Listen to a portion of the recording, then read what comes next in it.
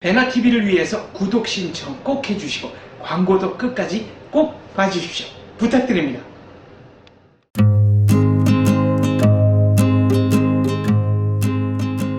안녕하세요. 안녕하십니까. 유여의 법입니다. 소주 한 잔 드실 수 있으세요? 저는 술은 한 방울도 못 마시죠. 마시면 바로 갑니다. 그러니까 소주 한 잔도 못 드세요? 네. 네. 안 됩니다. 네, 저도요. 네.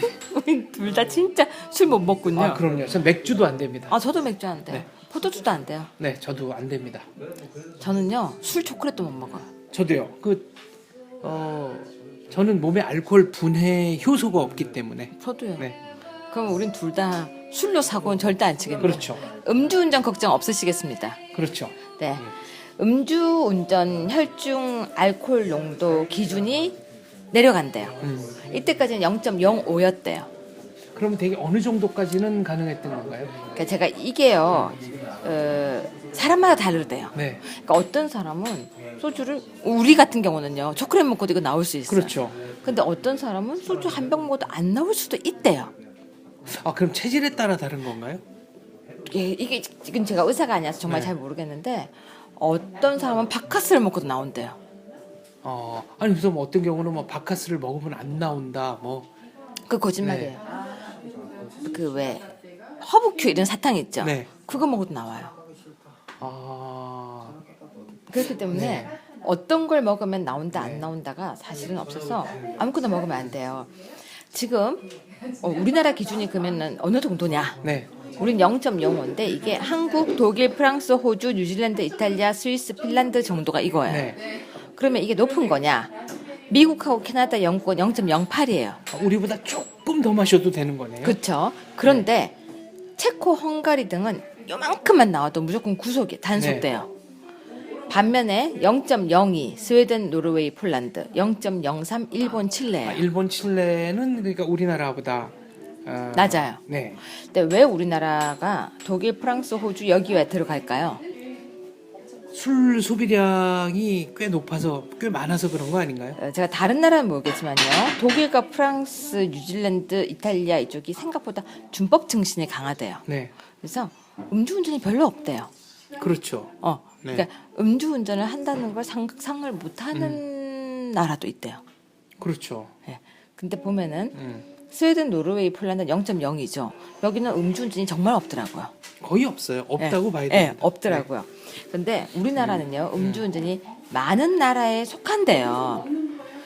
문화적으로 음주에 좀 관대했으니까요. 그것도 그렇지만, 독일에서요, 신고가 들어갔어요. 방 앞에 네. 맥주병이 50병째 나오고 있다. 네. 저 안에서 자살하려고 하는 것 같다. 술로 자살을 하려는 것 같다. 무슨 말인지 이해 가세요? 네. 독일 사람들 맥주를 한 병밖에 안 먹어요. 네. 그러니까 병나발을 불어요. 근데 그 나발을 끝까지 부는 거예요. 그렇지, 한 병 가지고. 네. 그러니까 이렇게 잔에 따라서 이렇게 먹고 이게 아니라 네. 그 병을 들고 맥주 병을 들고 계속 그 병을 홀짝홀짝 하면서 4시간을 노는 거예요. 그렇죠. 근데 우리나라 사람들은 병으로 홀짝홀짝은 아니고 따라는 마시는데 네. 병이 슝슝슝슝 나가죠. 부어라 마셔라. 네. 네.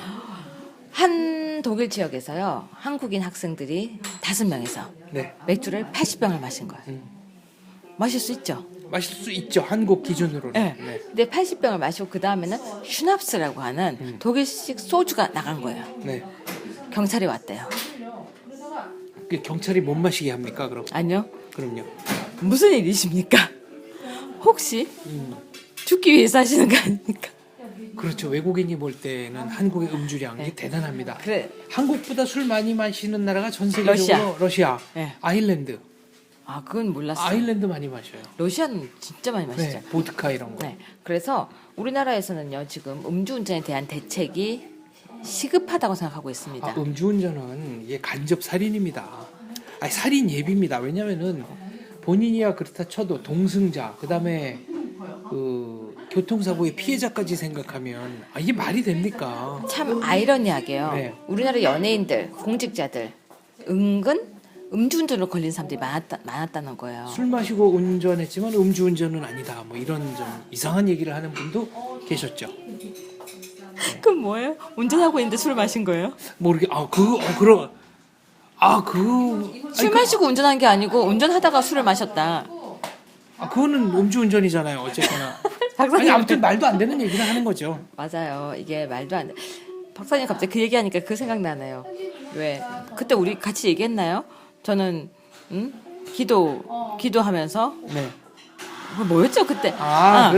되게 웃긴 얘기 있었는데. 유대인 랍비한테 예.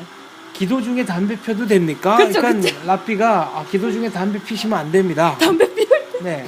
그러니까 이제 또 질문을 잘못한 거다. 그래서 랍비한테 가서 혹시 담배를 피는 도중에 기도하고 싶으면은 기도하면 됩니까? 기도라는 건 언제 어느 때 해도 상관없는 거라고. 네.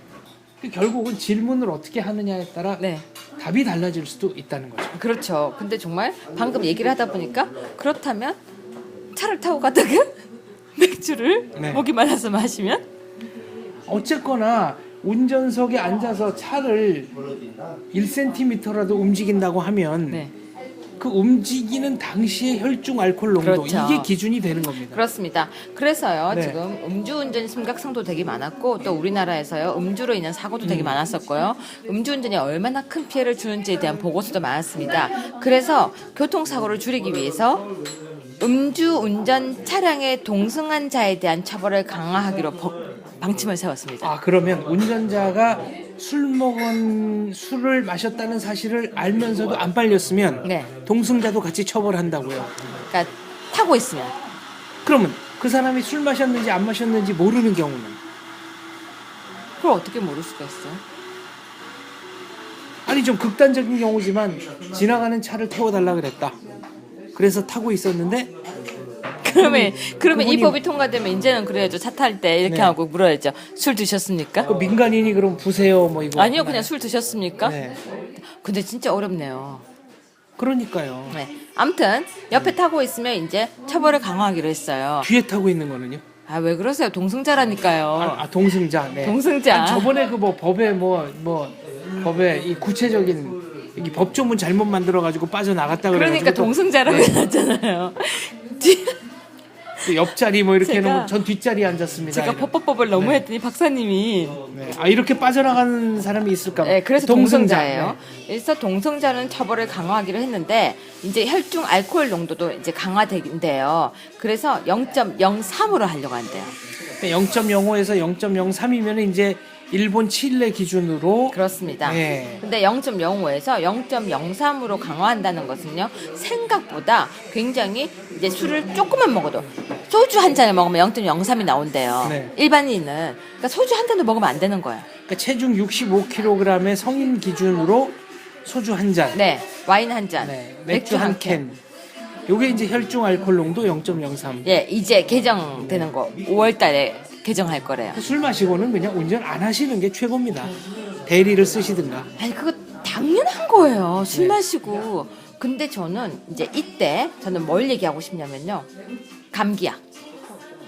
감기약도 약간 좀 이렇게 수면제 비슷한 성분이 들어있는 거 아닌가요? 콧물 감기약 먹으면요. 약간 이렇게 띵 할 때 있지 않아요? 네.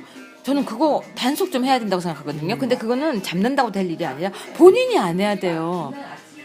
그렇죠. 감기약이나 두통약 이런 것도 때로는 항히스타민제인가요? 네. 그리고 두통약 또 있어요. 내시경 검사하고 난 이제 운전하면 안 돼요.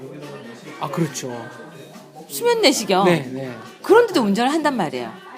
그러니까요. 하면서 뭐라 하는지 아세요? 뭐라고요? 술 안 마셨다? 아니, 난 정신력이 강해. 그거 말이 안 됩니다. 그리고 우리가 지금 음주에 대한 내용만 계속해서 이야기를 하다 보니까 항히스타민제라든지 아니면 감기약이라든지 콧물약 이런 약에 대해서 그 두려움을 안 갖고 있어요. 네. 근데 그게 되게 무섭다는 거 우리는 교육을 좀 해야 돼요. 그게 약물이에요. 약물에 대한 운전도 제재를 좀 해야 돼요. 네. 근데 우리는 그게 좀 없고요. 근데 이거는 잡는다고 될 일이 아니에요. 그리고 지금 통계를 보니까 전체 교통사고 사망자의 무려 네. 14%가 음주운전에 의한 사망이다. 그럼요.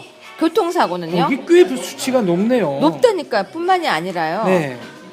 지금 일본에서는요. 동성자나 술을 권유한 사람도 515만 원의 벌금을 물고 50만 엔 예, 벌금. 내고 있어요. 그리고 음주운전 사망자 수가 2000년 1276건에서 2010년 287건으로 77%가 줄었다. 자, 일본도 네. 0.05였어요. 알코올 네. 농도가 0.03으로 내려오고 동성자를 처벌하게 됐더니 교통사고 사망 비율이 6%밖에 안 돼요. 굉장히 낮아진 거예요. 77%가 줄어든 거야. 네. 그러니까 우리도 이거는 할만하죠. 할만하죠. 이게 사회적 비용을 대거 절약하는 길이기도 네. 합니다. 저는 음주운전은 좀 강화해서 잡았으면 좋겠다. 좀 더 강화시켜도 된다라고 네. 생각해요. 딴 건 몰라, 다른 법은 몰라도 다른 사람에게 피해를 줄 만한 음주운전은 단속을 했으면 좋겠다. 그렇습니다. 그런데 여기 문제가 있어요. 뭡니까? 우리나라 음주운전 특정 기계가 좀 문제가 많아요. 이게 교통경찰들이 부세요, 더 이거. 왜 그 유명한 거 있잖아요. 후 하면 나오지만 후 하면 안 나온대요. 혀를 뭐 막고, 근데 계속 불라 그러잖아요. 네. 이러면 괜찮대요. 그러니까 무슨 말이냐면 좀 이렇게 편법이 안 통하는 확실한 기계가 좀 있어야 될 거라는 그런 게 생각이 나와야 들어요. 된다. 그럼요. 시비 걸릴 수 있잖아요. 그렇죠.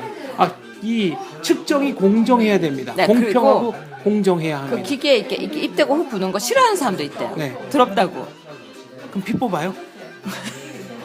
원래는 피를 뽑아야 되는데, 근데 그런 뭔가 이렇게 획일화된 기준 그리고 좀 공정한 기준이 네. 확실하게 쓰지 않으면은 아마 시비가 많이 걸리지 않을까 싶어요. 알겠습니다. 네. 알겠습니다. 음주운전 처벌과 단속 기준을 강화한다. 그리고 동승자도 처벌 대상이 된다. 분명히 숙지해 주셨으면 좋겠습니다. 저는 기본적으로 이런 방향으로 법이 개정되는 데 대해서 적극적 찬성 의지를 표하는 바입니다. 저 역시 이건 정말 찬성입니다. 감사합니다.